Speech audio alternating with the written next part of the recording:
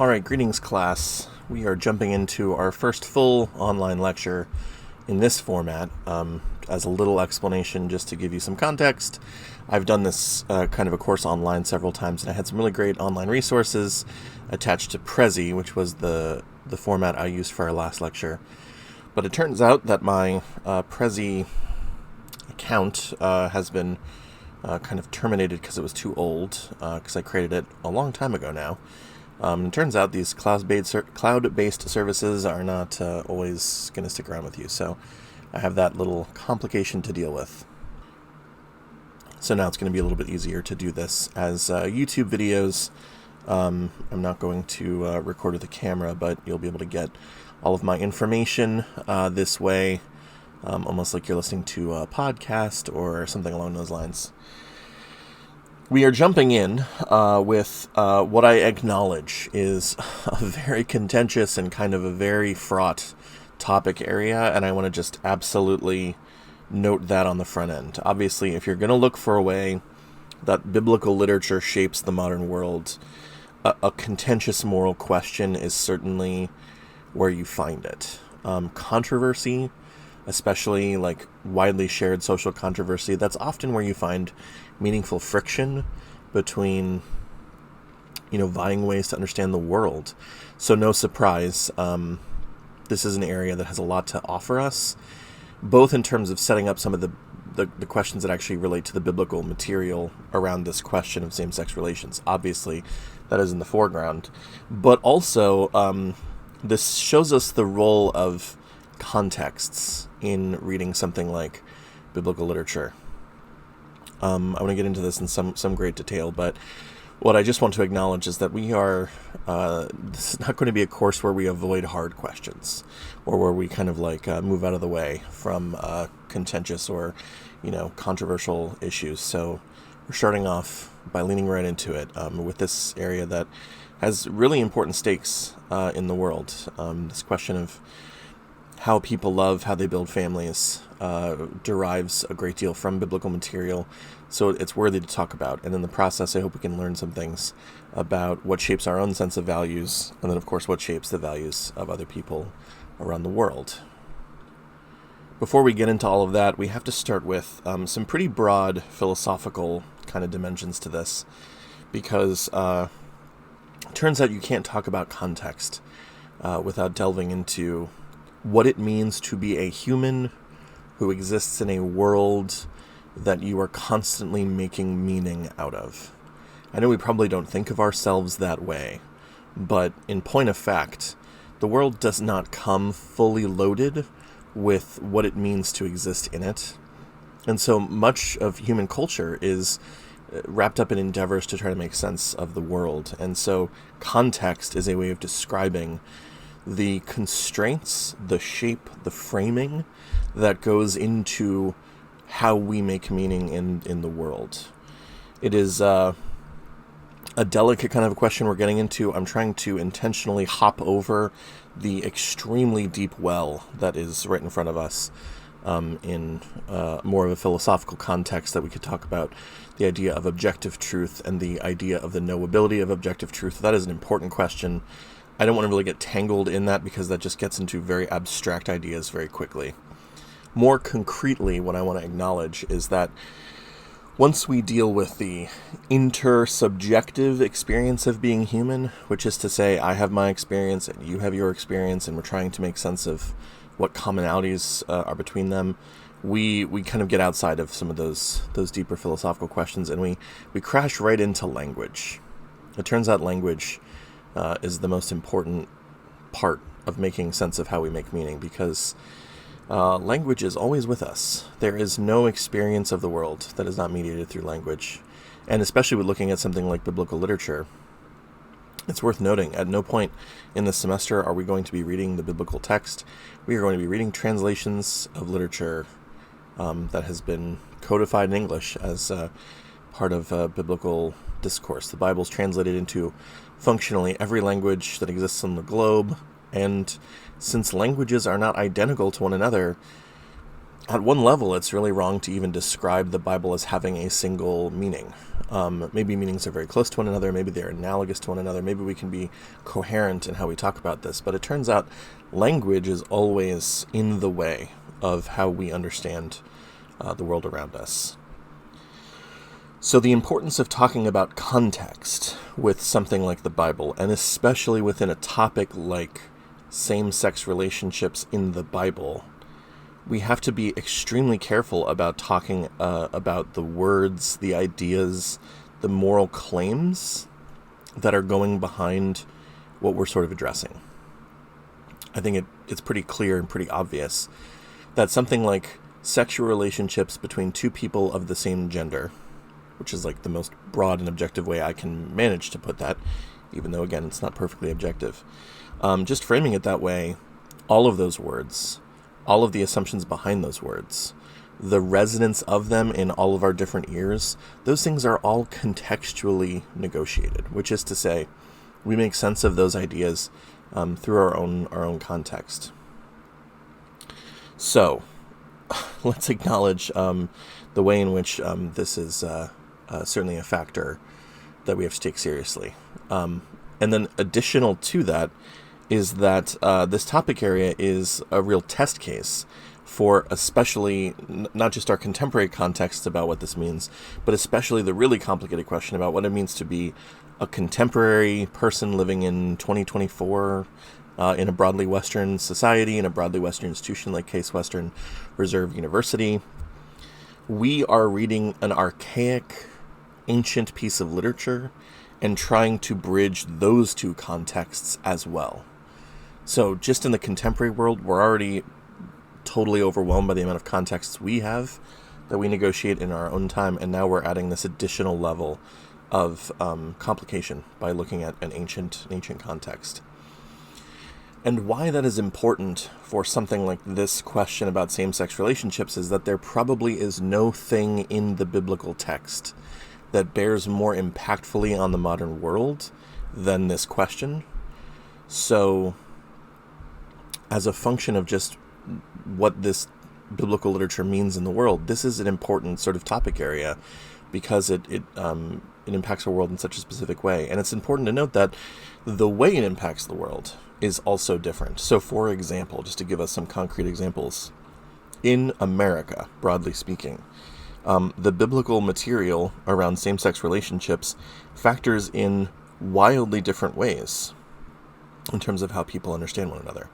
I mean, you could see something like this in like popular imagery, I will say popular music, for example, in particular, toys with and plays with biblical imagery all the time, going back to like, I don't know, Madonna for one example, but then more recently we have plenty of other examples of people drawing in biblical imagery to express themselves, especially around sexuality.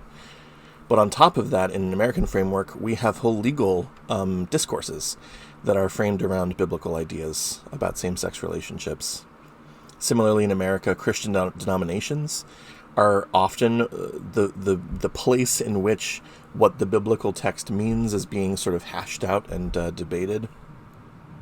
And then beyond that, we even have interreligious dialogues or interreligious points of connection where you might have two traditions that are opposed or contrary to one another in a lot of different ways, but they actually find they have a similar point of view when it comes to same-sex relationships, and so those things are drawing them together. It is worth noting that can happen with affirming positions about same-sex relationships. It can be happening with non-affirming approaches to same-sex relationships. These things are happening around us all the time, and the biblical material is always kind of the center point of where that kind of disagreement is happening. By contrast, a place like Africa is also where the biblical text around same-sex relationships is being negotiated. So it's important to note that in Africa, same-sex relationships are extremely contentious as well. This is an area where different nations in Africa have different approaches and different points of view, but they've also been profoundly impacted by what the biblical literature has brought to bear on these different societies. In particular, conservative voices in America have had a pretty substantial influence on African ideas around the inappropriateness or the unacceptability of same-sex relationships. At the same time, Africa is an extremely complicated place culturally, and most nations in Africa include various intercultural differences that are being negotiated at all times. So you have external influences that are taking a particular point of view. Those things are then mapped onto religious differences that might take place like within African nation states, but also in different sort of ethnic groups or tribal groups within Africa as well. And then just to even like bring that more fully to bear, you have something like in contemporary Uganda, there is a very explicit legal framework, in particular the Anti-Homosexuality Act of 2023, which was passed recently in Uganda, and which is directly linked to biblical interpretation in its own process. All of this is to say, looking at the American context, looking at this African context as a counterpoint, looking at this idea of language and discourse in our society, the premise here that I'm trying to get to, it's really to highlight the fact that this topic area shows in really concrete terms what the stakes are for what the Bible means in our society. So this is one where kind of all of the important questions are right in front of us, and like what it all means is really clear to us.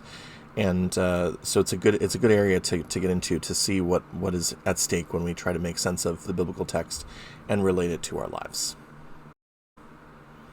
Now, looking at the historical context that we're going to be wrestling with is sort of the next step of our process. And I want to note that it's really easy for us as readers to fall into kind of like a simple binary here, where we're going to look at sort of the contemporary discourse around same-sex relationships, and then we're going to look at what we might call like an ancient discourse or like a biblical discourse. We're going to use those as these sort of like blanket categories to describe the kind of difference that we're noticing. But it's really important to realize that we have not binary situations here. I think it goes without saying. Just in the contemporary world itself, I think we realize there is no such thing as a contemporary discourse around something like same-sex relationships. There might be like a center to it. There might be some like particularly like in a heat map or something, like some particular like red central areas, but it dissipates and changes and looks different in different areas. Conversation about this during a political season looks different than in a non-political season. Conversation in a highly religious context would look different than in a highly secular one. It looks different on a college campus. It looks different, at the Thanksgiving dinner, whatever it is. Like there's so many different ways in which we have a discourse about this. And that's important to note because the ancient biblical context is similarly complicated. One of the things I find really compelling about studying biblical literature is that it constantly forces me to realize just how complicated and just how unsimplifiable human beings are. You think of like a math problem or something that you're dealing with that has really concrete values in it. And of course, in mathematics, you're going to try to be as reduced and as non-extraneous as possible. But human beings are full of extraneousness, and we are always living in really messy ways with really messy boundaries. And the ancient world is full of those same messy boundaries as any contemporary one is. So it's really important for us to like hold on to that in our brains and kind of live in almost like it's almost like a frozen lack of decision or something about an ancient text. In other words, we have to stop ourselves from drawing conclusions or jumping to a generalization because there's so many different voices there. If we do jump to a conclusion or want to characterize things in a single way, it's always going to be at the expense of seeing the whole picture. And so it's really important. This is especially important in terms of the historiography of the Bible, because we are dealing with a single book in the sense that it is bound in one volume on most of our shelves. Like if you bought your study Bibles, which of course I hope you all did. I hope you all have been diligently reading from good study Bibles with good study notes. And And you'll see this as a sort of a single book, but the reality is this is a text that represents perhaps 1,000, perhaps even more than that, years of composition and editorial work that is done to bring this into a single volume. And no surprise, these are some pretty monumental a millennium of historical change. Now, there are, we'll probably get into this a few times. I don't want to spend a whole lecture period or a very long time talking through the kind of great empires view of history, but those great empires, they bear a great deal on the Hebrew Bible because so many of those empires are rising and falling and having their kind of meta-imperial, meta-political mess kind of right around the landscape of ancient Israel, and then the kingdom of Judah and the southern kingdom that follows after it. So very briefly, just to note, Israel perhaps exists as a codified collection of tribal groups in the Levant, which is like the broadly eastern part of the Mediterranean Sea. They are possibly under historical control of a Davidic king. Maybe David himself is a historical figure. Perhaps he isn't. In any case, there is the remembrance of a unified Israel in its history. But the way that we receive this tradition in terms of the actual historical record is after there's been a fissure between what is known as the Northern Kingdom or the Northern Kingdom of Israel and the Southern Kingdom of Israel, sometimes called the Kingdom of Judah. In that time, different imperial powers come in and affect the experiences of those kingdoms. So, for example, the Southern Kingdom is allied to Egypt and the Neo-Egyptian Empire for a decent chunk of the 6th century and 5th centuries BCE. By contrast, the Northern Kingdom is allied to the Neo-Assyrian Empire, but then things go south between them, and we have some very good historical records of the way that the Assyrian Empire basically dismantled the Northern Kingdom under Shalmaneser III, who was one of the emperors of the Neo-Assyrian Empire. Another important sort of impact of these empires on this landscape is that probably in the 5th century or so BCE, the Neo-Babylonian Empire comes and decimates the southern kingdom of Judah and absconds with a decent part of the population there, which the Jewish people who are there experience as exile. It's important to note this because this is really where the southern kingdom in a sense becomes Jewish, is because now they've been severed from the northern kingdom and they've now been severed from the land. And the word Jew comes from this word Judah. So this is people who are related to the southern empire, and it's going to be this group of Jewish people, certainly in Babylon, and then later under Persia, and then the Greek powers, that's going to establish what becomes Jewish identity in the era in between the fall of Jerusalem and the fall of the Southern Kingdom and the New Testament. We call this this period the Second Temple period, because the temple is rebuilt in Jerusalem under Persian support sometime in the sort of the late 5th century BCE. So because of that, we have this shift of focus really to the Southern Kingdom sort of at that period. Worth noting that after the Persian Empire, we have Alexander the Great, who's going to reorder the entirety of the world. Basically, at that point, the inhabited world that is west of Asia is going to be affected by Alexander the Great, who very quickly dies after his time in power. And pretty quickly after that, there's going to be sort of a fissure of powers throughout this whole landscape, and sort of large and influential, but nowhere near as global kingdoms in Ptolemaic Egypt and in what's called the sort of Syrian the Greek-Syrian world that's located primarily in Damascus and elsewhere there.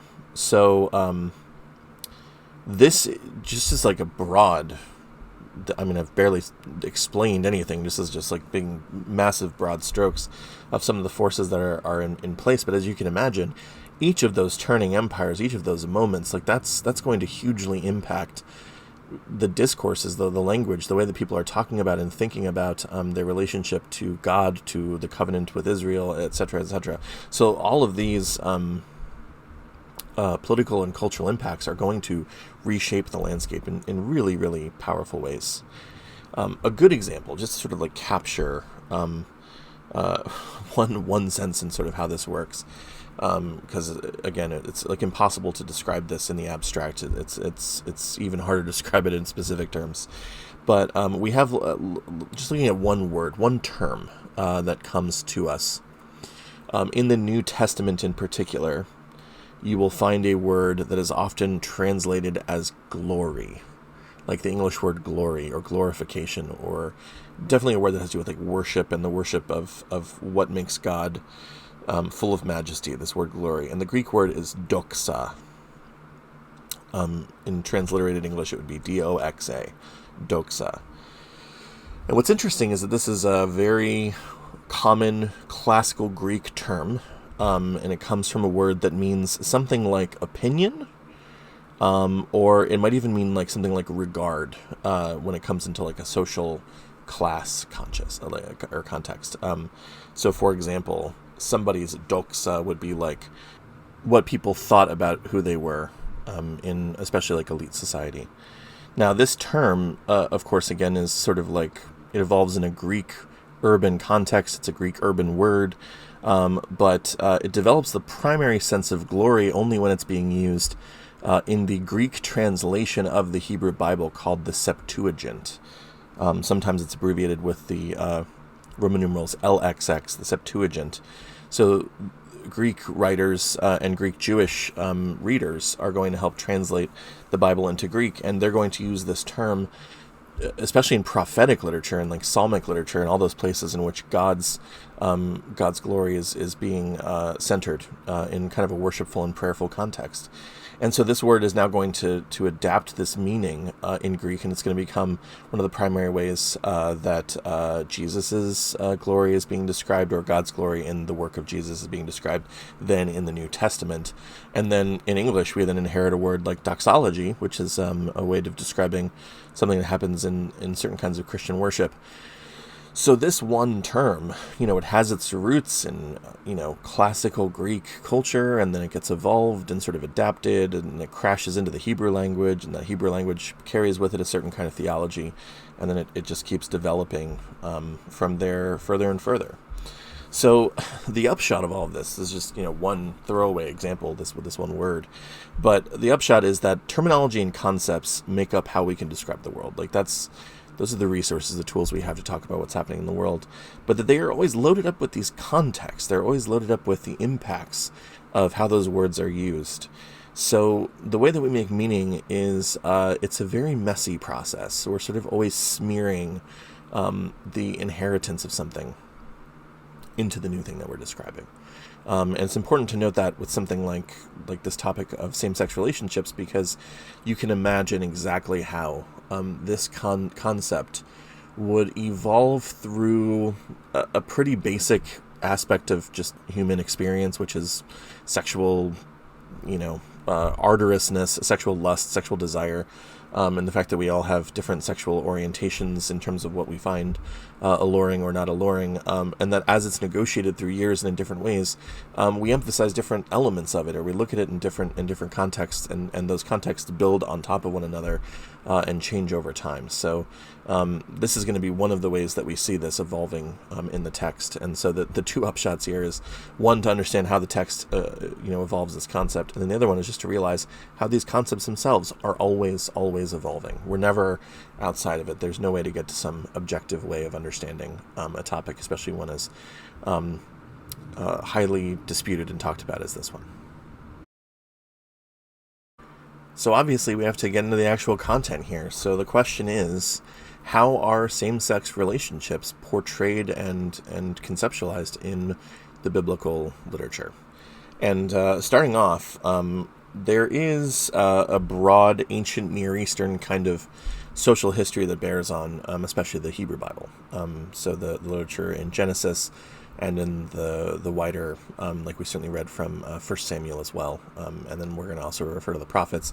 So this is the broad ancient Near Eastern context. And by ancient Near Eastern, we mean basically everything happening from the eastern side of the Mediterranean to, let's say, contemporary Iran, or certainly into, where Pakistan and the Indian subcontinent sort of, begin to take hold. This is a broadly held group of countries and ethnicities. They all speak from a similar language group. This is the Eastern Semitic language groups. So there's a lot of shared ideas, shared concepts that are there. And some of those are very clearly in place in the Hebrew Bible. For example, there's a very patriarchal model of households. So, for example, a household is linked to the paternal figure who sort of, in a very literal sense, seeds that household. In the book of Genesis, which was certainly in passages you read for last week, and then alluded to this week as well, we have the example of Abraham and his nephew Lot. So at first, Lot is part of Abraham's household, and then at a certain point in the narrative, Lot and Abraham separate their households to create two households. It's a very it's almost like a McDonald's franchisee sort of a story, where one household is going to become two households. But for that to work, there has to be a landed individual who has property and who has livestock and who basically is able to support and establish any kind of a meaningful household. And that's going to happen through a paternal figure of a certain kind. And the line and the kind of ability for that man to produce children is going to be a big part of the household.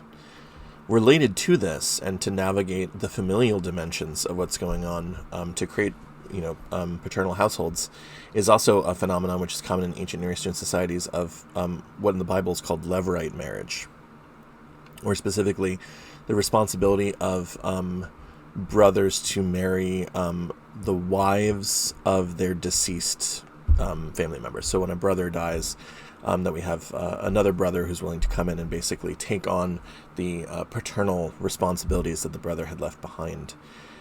This is explicit several places in the scriptural tradition. We see it at play certainly in the Abraham story, but also elsewhere. The most famous example in the Hebrew Bible is the story of Onan, who is sort of burdened with this levirate set of responsibilities. But Onan famously does not want to produce children through his levirate responsibilities, and so specifically tries not to impregnate his brother's sister. And so that is sort of explicit in the text, and a good example of just, again, a different cultural context around what sexuality is supposed to mean. Also not surprising, and also very clear in all of our texts, women and their identities are part of the households to which they belong. Sometimes, especially in contemporary society, we can talk about old, patriarchal models of women as property. We have that extremely explicitly in the Hebrew Bible. It's clear in Abraham's story when Abraham, for example, represents Sarah to be only his sister when he is in both Egypt and with the Amalekites. It is clear in the story of Jacob, who is trying to connect with his extended family, actually through the Lot side of the family, and basically trying to secure a wife, and there's a dispute about which daughter he's going to get. This is very much women as part of the households, and really as a mechanism for expanding and creating further the impact of those households. So this is a wildly different way of thinking about especially marital and paternal relationships. It is also worth noting that throughout at least the Torah in particular, we certainly have a model of polygamous marital relations. So there's no bar for a man having more than one wife. And in fact, wealth would be described through having more than one wife, because it would allow for the expansion of your household and the creation of more children. So this is a good example of exactly where this context question comes to bear on this. On the very front end, what we would have to take very seriously is that the biblical material is not rooted in any format of sexuality that is common in certainly the Western American world. So whatever else is going to evolve from this is going to be contextualized by those forces, not ones that we would be familiar with. Looking specifically at same-sex relationships, we only get to explicit discussion once we get to Leviticus, specifically Leviticus chapters 18 and 20. Leviticus is this actually very interesting book. It's famously kind of boring to read because there's a lot of legal material and there's a lot of names and things like that people kind of laughingly don't want to read through. And it's true. Those things are really uninteresting. But it also describes kind of how the society and especially the religious system is set up. So we're going to read, from it from time to time. So it's going to come up again, this book of Leviticus. One of the things that is most in view in a book like Leviticus, however, is the role of purity and the idea of defilement in ancient Israelite society, and like the centering of this idea of purity and cleanliness as part of like a legal framework in ancient society. We're going to have a chance to talk about this in greater detail, but it's worth noting that purity and cleanness does not map well onto contemporary like moral ideas about like sinfulness or non-sinfulness. It's one of the things that makes it really difficult to understand this material, is that we have this idea of sin in a primarily moral sense. Ancient Israel is dealing with sin in really unavoidable senses. I mean, a lot of what you would do during your day would be in some level sort of attached to this concept of sinfulness. And like even using that phrase, like it's almost hard to imagine why would you negate something that's such a natural part of experience. But when you sort of see that this maps onto purity and impurity kind of culture, it makes a little bit more sense, because obviously things that are pure can be dirtied, and things that are dirtied can be made pure again through different mechanisms, and that's sometimes just what you're gonna deal with in your life. A way of thinking about this is like, if you talk to somebody who's like really vain about their sneakers, for example, sneakers, they're on the floor. They're going to get dirty over time. It's just going to happen. There's just no way around it.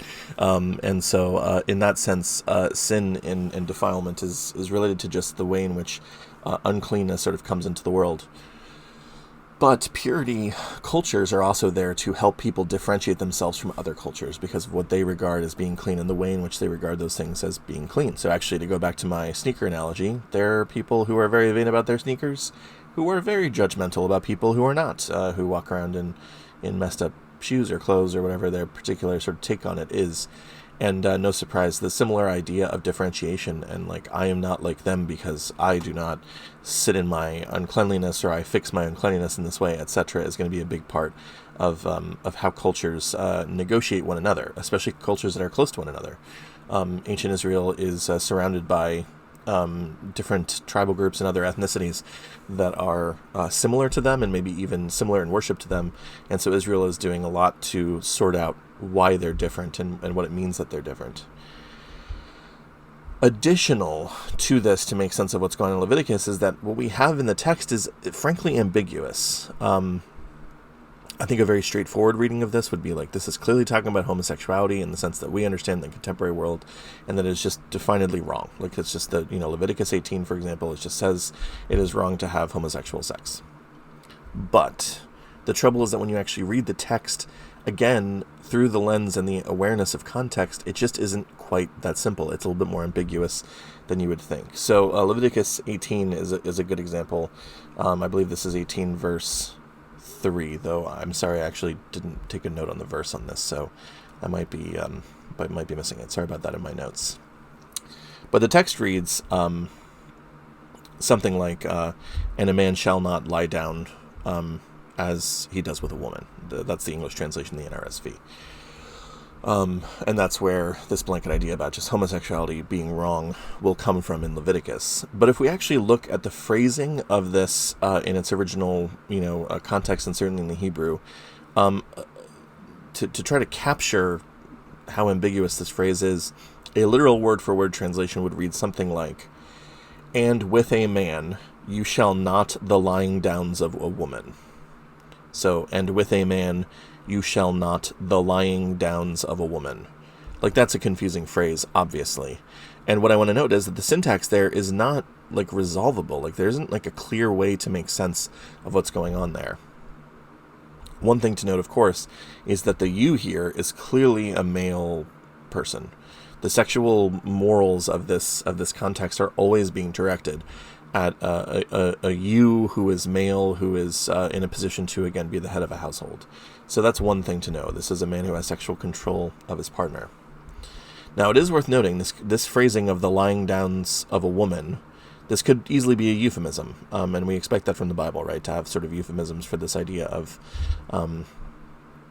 any kind of sexual intercourse sort of being encapsulated this way. Sort of any bedtime activity becomes a laying down. But a lying down of a woman here could also, describe different specific dimensions to what's going on in the act of lying down. So, for example, this phrase lying down could be explicitly about the idea of a receiving partner. In other words, that the issue is not that you are having sex with somebody of the same gender, it's that you are in the role of the woman in the act of having sex. And it's important to know that this is a society where sexual relations were definitely not limited to marriage. We see this explicitly in stories where slaves in particular are found to be having sex with their masters. We have instances of forceful and non-forceful rape that are happening between different people, especially in the Judah and Tamar story. This is an area where war spoils and even extemporaneous and official prostitution is fairly common. So why that's important is that the fact of having sex in this society is not necessarily highly at issue. Like, at the very least, if you're reading the text descriptively, that is not what is often happening. How you have sex or the demeanor in which you have sex might be more important. So the point of having said this is to say we have a text in the Hebrew Bible that is going to routinely be pointed to as an obvious case for saying that homosexual relationships are simply wrong and no one should have relationships of that kind. But when we actually look at the text, we find a much more ambiguous set of constraints, and if we acknowledge the way that context shapes what we understand about a culture, we realize that what they're going to be concerned about might not be what contemporary readers are themselves concerned about. And if there's a clincher to this, it's also to note that in basically the entirety of the Hebrew Bible, there might be moments of allusion here and there, but functionally, lesbian relationships are never described. Almost as if they are not noticed or they sort of aren't understood to exist in any meaningful way. And it's not surprising that would fall out of a text that's focused on this idea of progeny and childbearing and that kind of a set of questions. But what it means is that when we go to a text like this expecting insight into how we run our sexual lives, we might not actually be having the insights that we think that we're having. Now, we have a different sort of focus area for us to see same-sex relationships in the Hebrew Bible that, again, leans into the ambiguity of this a little bit. And that's in 1 Samuel chapters 16 to 20 is what I've given us to focus on, but the story goes a little bit longer than that. I actually don't want to say too much about that in the context of this lecture, because our sort of mini lecture and assignment for this week is going to focus on this, so I don't want to spend too much time focusing on this. But what I do want to highlight is the importance here of chapter 18, verse 3, as a framing for what's going on between David and Jonathan. David and Jonathan are clearly friends. Like they have a friendly relationship within the story of 1 Samuel. It's also very clear that they have deep affection for one another, and what that means or what the constraints of that affection are is a really big question. And chapter 18, verse 3 is a big part of it, because it mentions that Jonathan loved David as his own soul. And as you can imagine, that's poetic speech right there. That is unusual way of focusing this. And then beyond this, especially once you get into chapters 19 and 20, a huge amount of space is allotted to describe the way in which Jonathan relates to David and what their relationship looks like, this, speaking for one another and a sort of service to one another. And why I want to spend time on this just in the assignment, later on is, and just to kind of like note and focus ourselves, is to realize that this is, again, a very ambiguous text. There's a way to read this text in terms of deep, intimate friendship. There's also, of course, a way to read it in terms of same-sex sexual relations. I will note that queer scholars of the Bible have made a great deal out of this passage. But the important question for us is, what happens when we do read ourselves and our experiences into the biblical narrative? This story exists. It's part of its own context. Obviously, David is a central figure in the historical literature of the Hebrew Bible, and then especially in the Psalmic literature as well. So what's at stake here? What does this mean? What is really going on? This is a really important question, and what I want to stress here is that we don't have to come to a right answer about this. This is not necessarily the kind of thing that we have to solve, or that there's a right way to take this.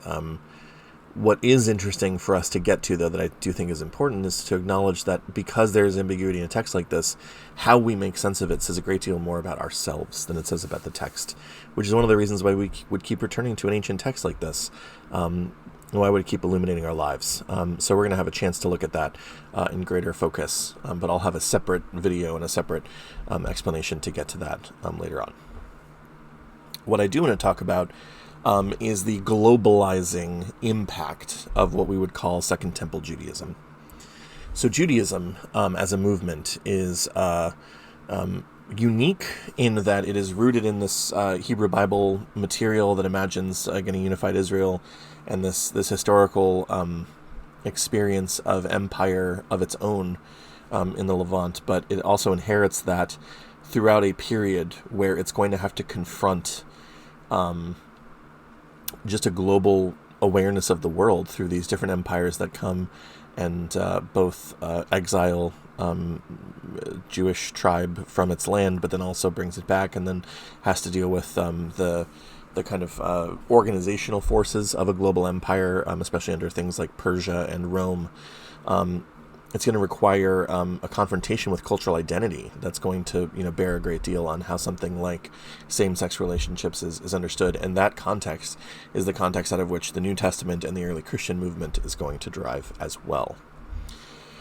So I already alluded to this before, but it's important to note that we have two kingdoms in the Hebrew Bible. We have the northern kingdom and the southern kingdom, but I'm just going to call that Judah from now on. And when we're referring to the Jews in this period, we are referring to the people who are associated with the southern kingdom, and especially through the worship of God in Jerusalem. It's important to note that while the northern kingdom is functionally destroyed as a force, the people probably were scattered and still present a great deal, but the southern kingdom is maintained together in some form, and they survive particularly in the city of Babylon after. This is during the history of Nebuchadnezzar and other Neo-Babylonian figures who come basically and sack Jerusalem and its environs and exile the people there. That's certainly how the Hebrew Bible recalls it. The books of certainly Jeremiah and Lamentations we're going to get into and talk about this experience of being captured and brought away. But it also means that Babylon becomes a centerpiece of Jewish culture, because that's where the Jews are going to sort of reestablish themselves and formalize some of this material. In fact, a good chunk of the Hebrew Bible is probably codified and edited in Babylon, so much so that we have a whole series of early rabbinical literature called the Babylonian Talmud that's going to become sort of like the bedrock of what's modern Jewish ideas about what the Bible means. But Babylon is actually not in charge for most of that time. What's going to happen is that the Persian Empire, very quickly after the Southern Kingdom has been taken and destroyed, is going to lose its own empire to specifically the forces of Cyrus the Great. And then Xerxes is the one who follows after him. These are two very powerful Persian emperors. It is worth noting this is a time where Persia spoke Aramaic, which is a very closely related language to Hebrew, and Judaism becomes sort of enmeshed in Aramaic literature. But the most important thing about Persia is that Persia is going to be the empire that really first organizes like a set governmental structure to connect various parts of the empire together. And it's really going to pattern in an important way a kind of like interrelationship among like a globalized society. I mean, this is coming out of an era where wars and conflicts were really just tribal disputes until a group got large enough that they became sort of powerful enough to take cities and things like that. But Persia is going to be the one that actually creates governorships and consulates and things like that allow for communication and the real apparatus of empire in a meaningful way. And that's, of course, going to impact how someone like, this Second Temple Jewish, community is going to sort of make sense of itself and have to relate to an array of societies that are going to have different laws and different religious ideas and different sorts of things going on. It is this society also which is in place when Alexander the Great comes to power. The great rival of the Persian Empire is the Macedonian Greek Empire. This is what happens. There's extraordinary Greek histories that talk about this period and the way in which the Persian Empire is constantly trying to push westward. And then as a result, Philip II of Macedon, who is one who's often fighting the Persians in this period, gives birth to his son Alexander, who becomes a wildly successful military force pushing eastward, and in the process, starting off what is often referred to as the Hellenization of the world, or the kind of Greekifying of the ancient Near Eastern world. Unsurprisingly, for our question here about same-sex relationships, this is also like the largest distinction between what was predominantly, showing up in Persian society versus what is predominantly showing up in Greek culture, just being at odds with one another, because Persian society was fairly conservative when it came to sexual relationships, and certainly had ancient Near Eastern mores as part of its way of occupying the world. Greece, by contrast, had a formal system of same-sex relationships that was especially built into elite spaces, especially around same-sex male relationships that were part of how the educational process happened. This is well documented. There's whole histories you can read about this process. In the Ephebate is what it's called, and sort of the way in which men were connected to other younger men in intimate ways in their intellectual lives and then also in their sexual lives. It is worth noting that everyone in the world at the same time as this conquest is happening has to negotiate with Greek philosophical ideas because it's so influential and it is such a new intellectual technology. Nobody has philosophized in quite the way that Greeks have before. So there is a real back and forth where elements of Greek culture are interesting and kind of insightful and really important.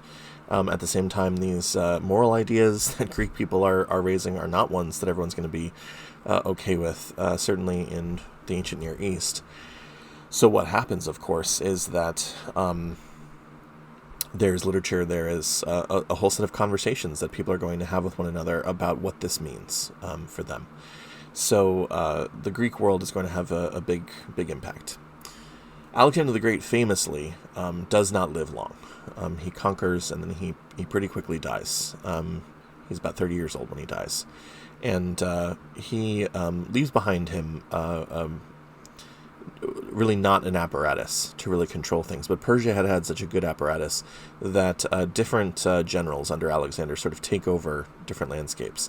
And it so happens that the city of Jerusalem, which has been repopulated by Jewish groups who've come back from Babylon, are right in between these two groups. And so this is how Judaism is going to navigate its relationship to this now ascendant Greek culture throughout this whole period.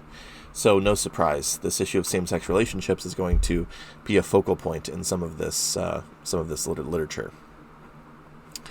That is going to continue until the Roman Empire becomes a hyper-dominant force in the 1st century or so BCE, when it starts to conquer the eastern part of the Mediterranean. And it's really important to note that no context is more formative for Second Temple Judaism, and especially no force is more impactful for the early Christian movement than the Roman Empire. The Roman Empire is a strange force, too, because it is cosmopolitan.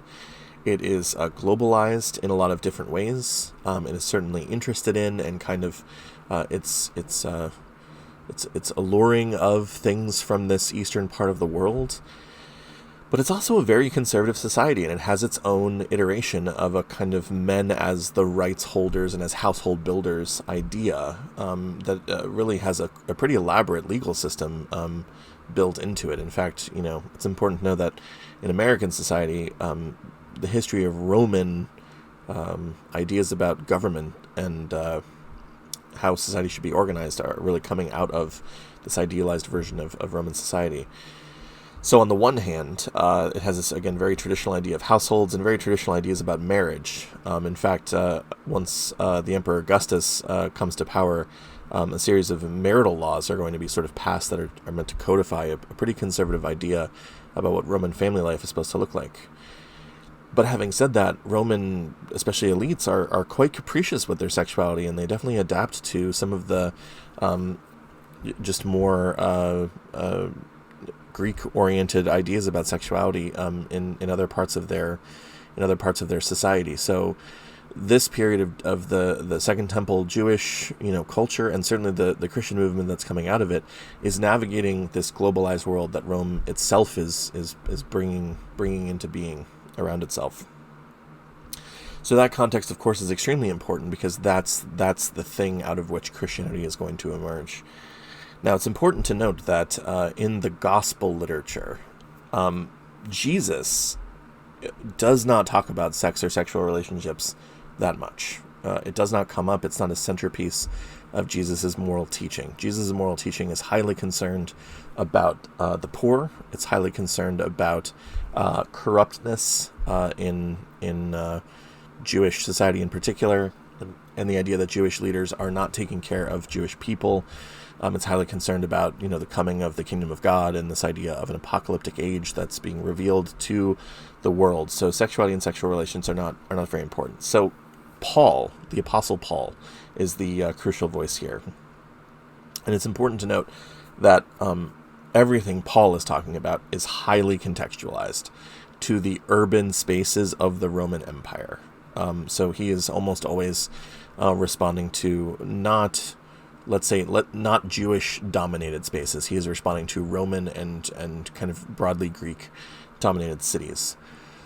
A great example of this is Paul's letter to 1 Corinthians, which is one of the places he's going to talk about homosexuality in an explicit way, and that we read for this week, certainly. And Corinth is a great example of a city that is part of this Roman framework, because it is functionally a port city that is full of people from all different parts of the world. And Paul is, to put it in really blunt terms, Paul is a celibate, single man who is very sure that the world is not going to continue in its current form for very long.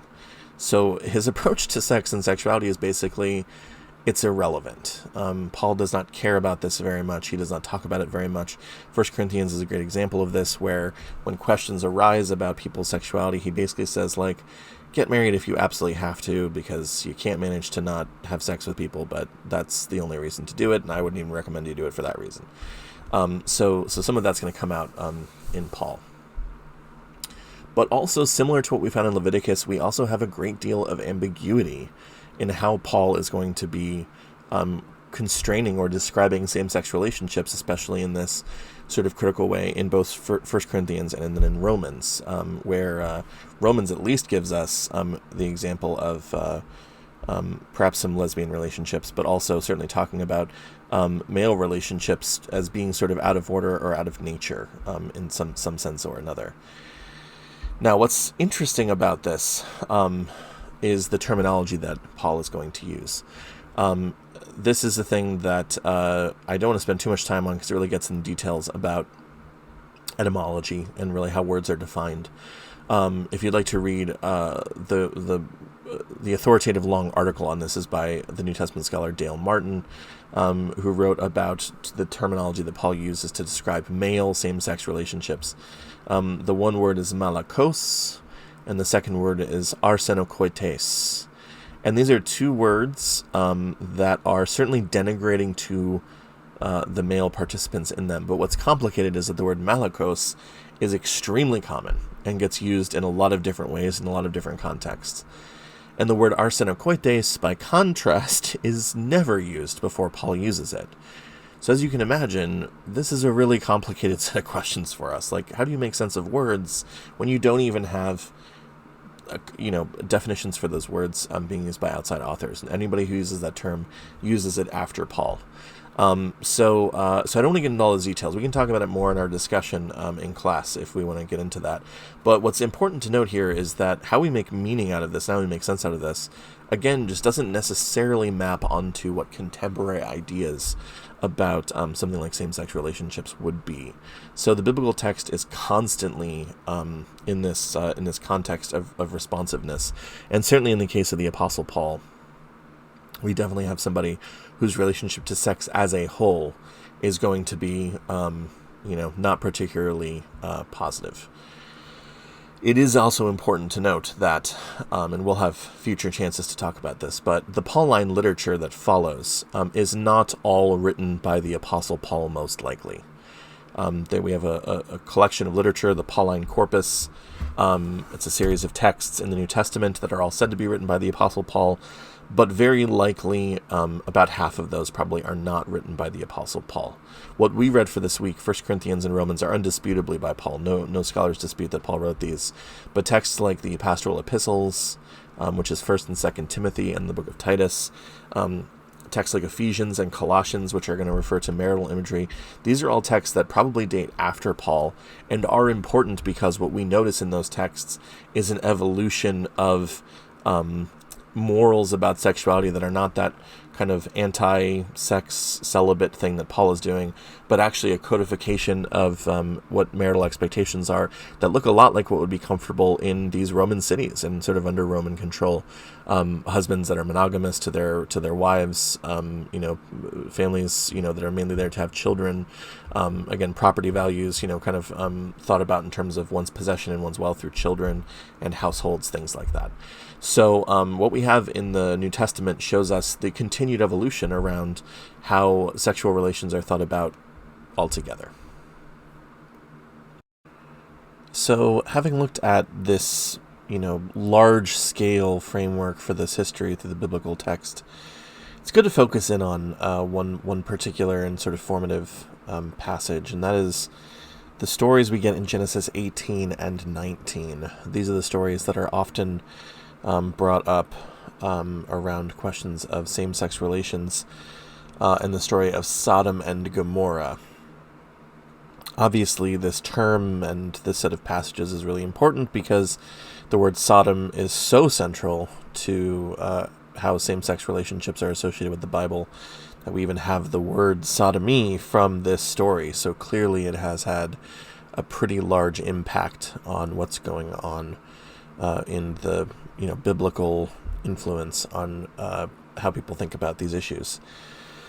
It is worth noting that history out of the Sodom story has usually imagined especially sort of predatory homosexual relationships between men as the factor. So sort of sodomy as the set of moral descriptors for what happens when men are the active person, they are the predatory person. There's certainly a sexual assault connotation here as well. So that is usually the focus of this passage, or at least what's being sort of put in the foreground of a passage like this. As with some of the other things we have noticed in our reading so far, it becomes really clear that the text is about more than what has been associated with it, and certainly more than the term sodomy, usually conveys.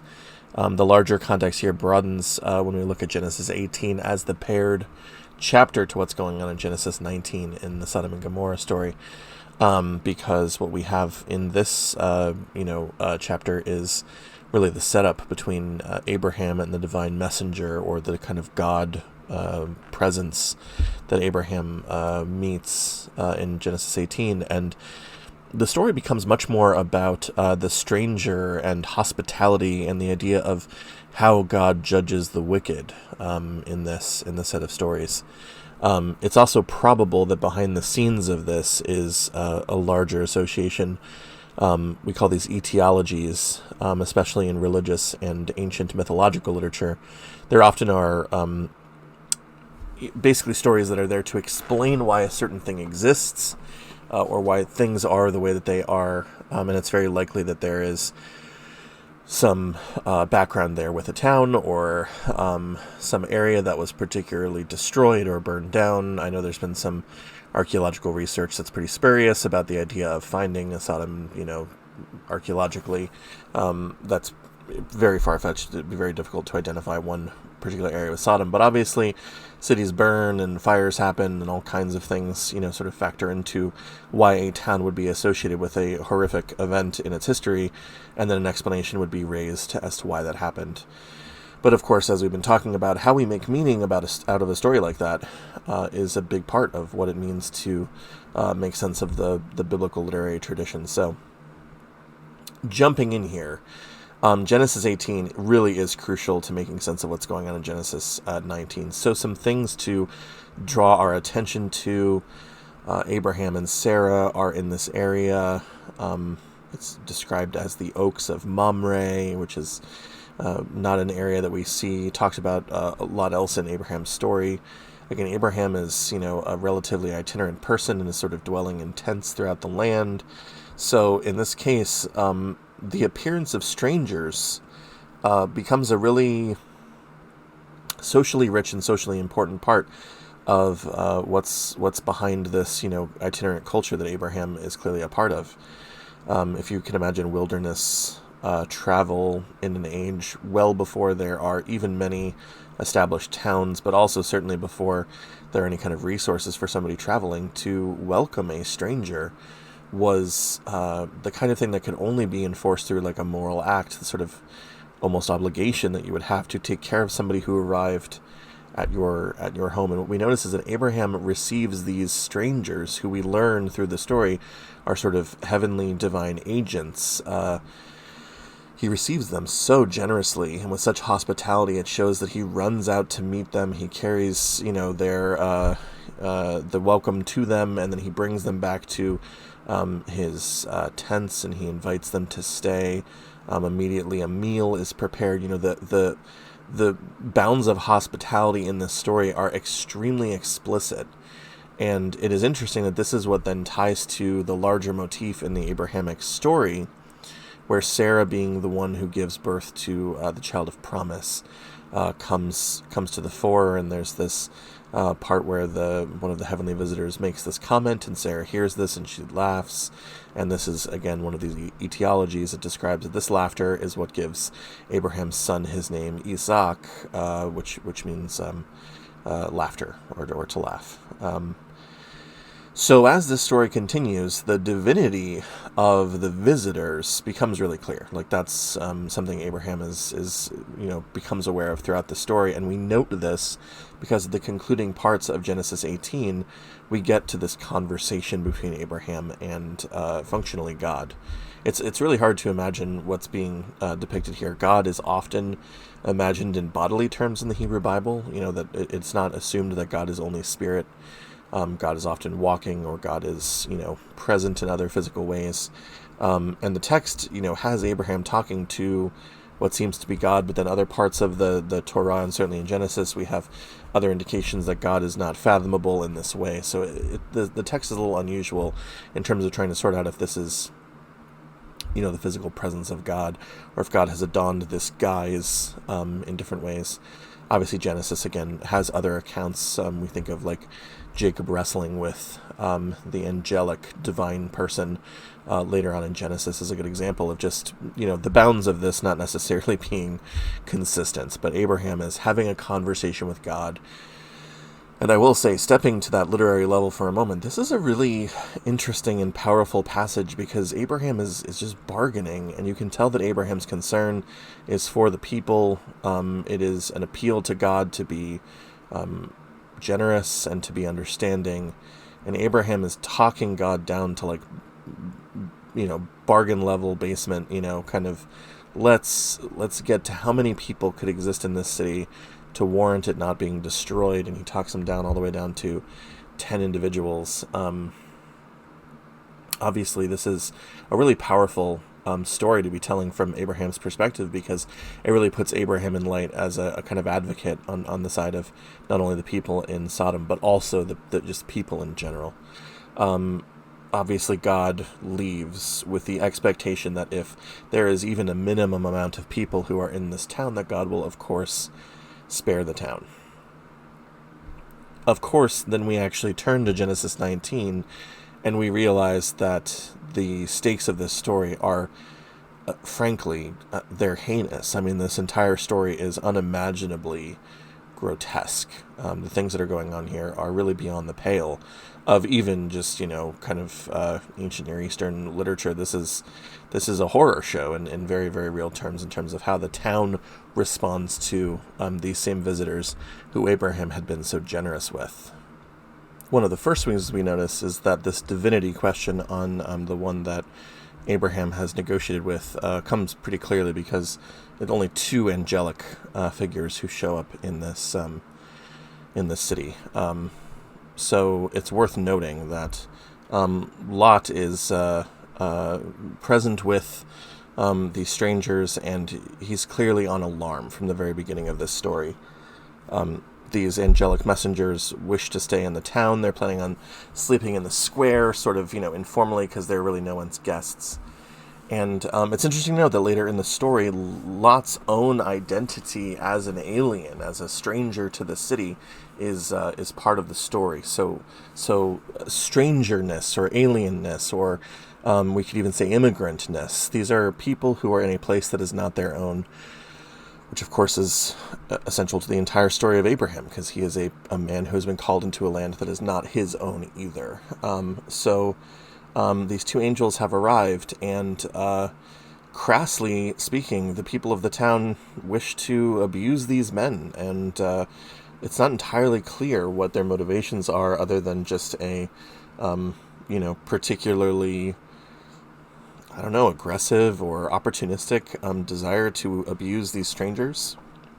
I will say, reading the text, it looks almost as if, or I should, maybe a better way of saying it is, you could imagine how an author was trying to think of the least hospitable way to treat a stranger that was in your midst. Lot does something, of course, crazy here, which is to offer up his own daughters in order to protect the men, which, again, is bizarre and really shows the really bizarre tenor of the relationships that are in this story. All we can note, though, is that all we can say here is that Lot is very clearly concerned, because he has basically taken these men under his protection, and so he's very concerned for their welfare. So there's a lot going on in terms of this idea of how you treat the person who is a stranger, and of course the people of Sodom are treating them in the worst way possible. What happens next seems almost like a superhero narrative or something, because the angelic messengers very quickly sort of disorient and disable basically the attackers, and they demonstrate that they're there just as Abraham learned at the end of Genesis 18, that these angels are here to pass judgment on this town. There's no question about the unacceptability of the people of this town in the text. Like this, they're certainly aware of that. But what you do notice is God's concern to, as it says in the text, remember Abraham and remember his family, Lot, and making sure that Lot and his family are protected as they disappear. The destruction of the city seems to be complete and total, and we even get a vantage from Abraham's point of view about what's going on here. And he sees the smoke and the destruction from a distance. Certainly what's going on in this story is again, almost comedically over the top in how sort of unacceptable it is, and it strikes us as unacceptable even to this point. Now, as we mentioned, starting off, sodomy is this term that is rooted in this story, and sodomy is used in legal contexts. It's used in derisive contexts as well, to describe the unacceptable nature of sort of male on male, sexual aggression, which is certainly at play in this story. But as I've been sort of alluding to, the story is clearly also concerned with the way in which this relates to the status of the strangers in this text. And it's worth noting that the Bible itself is going to interpret this text in some meaningful ways. It's worth noting that Jesus, several times in the Gospels, uses Sodom and Gomorrah as a kind of counterpoint to his own apocalyptic preaching about what will happen when the kingdom of God comes, in terms of judgment that is passed on the wickedness of human people, and the kind of judgment that will be passed down against human wickedness that he is describing. But in those cases, the specifics of this story are not engaged with in a more meaningful way. We do have some other places, however, in the Bible that shows that this story is mainly, again, about this idea of hospitality and wickedness in terms of how you treat the stranger or the alien. In this case, a good example of this is Ezekiel 16. Ezekiel is a prophetic writer who is also writing in a kind of apocalyptic vein that Jesus will, and he uses Sodom as a kind of object lesson, really, for what Ezekiel is trying to convey. So in chapter 16, verses 49 to 50, it reads, "Behold, this was the iniquity of thy sister Sodom, pride, fullness of bread, and abundance of idleness was in her and in her daughters. Neither did she strengthen the hand of the poor and needy, and they were haughty, and committed abomination before me. Therefore I took them away as I saw good." So in Ezekiel, this text is primarily about the pride and lack of care or concern for those who are in need that is wrapped up in the sort of abomination practices that are at stake here. It's really important to note this text is not about the sexual crimes that are going on in this text. Again, I think it goes without saying, this is over the top. This is a whole different level of sexual violence that's being brought to bear here. But it seems as if the station of the visitors is what's in the foreground, as opposed to the viciousness of the acts. And the text is really falling over itself to make this clear. So Ezekiel is writing that in the period right around when Jerusalem is being destroyed by the Babylonian Empire, and probably years after, sort of making a reflection on the meaning of that event. Later in the biblical tradition, in the book of Jude in the New Testament, Sodom and Gomorrah is brought up again, and in this case, the idea of giving over to fornication and going, quote, after strange flesh is brought up as sort of an example. So interestingly enough, in the biblical tradition, we can see an interpretive sort of valence here, where there's an evolution from, again, the stranger-focused idea to the sexual immorality of what's at play here. The point of getting into a story like this one is to realize that often there are texts that come to us as part of the tradition or part of the biblical literary heritage that really resonate in one particular way. But then looking at the text more carefully, we realize that there are many other dimensions at work that are not necessarily as straightforward as those sort of simpler readings might describe.